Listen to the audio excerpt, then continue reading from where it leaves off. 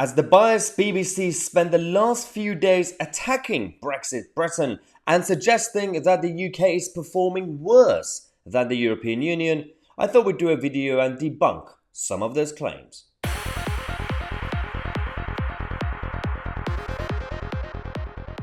Welcome back to the show, ladies and gentlemen. Let's talk about Brexit. We never talk about Brexit on this channel.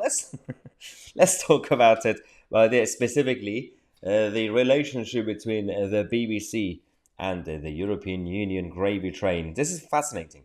Basically, we had Ross Atkins on the BBC doing this clip and a video thing, and basically a good monologue, very good monologue, attacking the record of Brexit Britain and the government and Brexit voters and everyone stupid and usual stuff, obviously.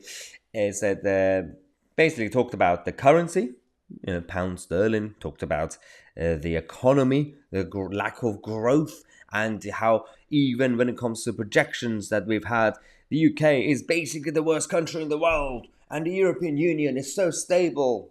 Okay, Ross, let's talk about your claims, because when it comes to the issue of exports, Brexit Britain's 62% growth in exports to the European Union this year is, to the right-hand side, 147 billion euros compared to last year. It's gone up. This is according to facts4eu.org.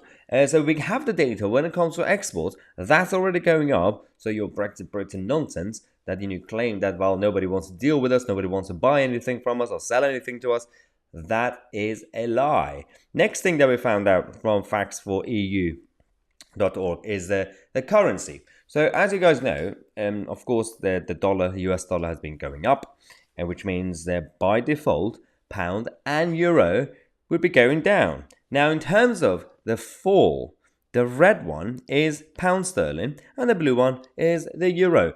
You could just compare the two. You can compare the big crash as well, the big dip. And in reality, the pound, not necessarily just that it's always been higher. That's not the main issue.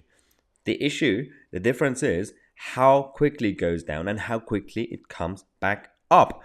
And that is again proving that this relationship between pound and dollar, that being, nobody really cares about the pound, is also a lie. Again, you can actually see falling pound since the UK exited the EU transition period, minus 14.7% because pound and the dollar has been going up.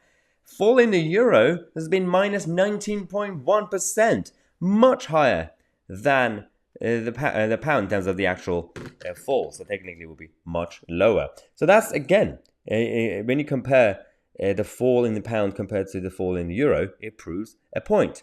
Now, in terms of the GDP projections, they're obsessed with the IMF projections. The UK continues to beat G7 and all world averages. For 2022, the UK has consistently been on 3.6%. And I'm not even in favor of GDP projections and all these economic growth projections because it's based on nonsense and it's always inaccurate anyway. But even based on the inaccurate model, the UK has been doing good. But let's talk about the actual figures, not just projections. Brexit Britain's economic growth last year again beats the G7 and all the others as well, 7.4%. France is second on 6.8%, Italy is third on 6.6%, even the United States was on 5.7%. So based on that, are you really telling me, Ross, and the BBC, that Brexit Britain is basically the worst country now? We are so isolated. Nobody wants to do any business with us. And the economy is going down and there's no growth and everyone's basically losing their mind.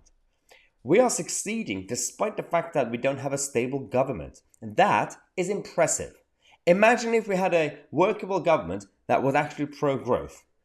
That would be magical, obviously, but we could actually see that growth and the stability of the pound sterling would be even higher than it currently is. Let me know your thoughts in the comment section. We're going to take a quick break and we're going to come back and tell you how Michael Gove has thrown Liz Truss under a political bus. Subscribe to the channel. I'm Tousi and we are the media.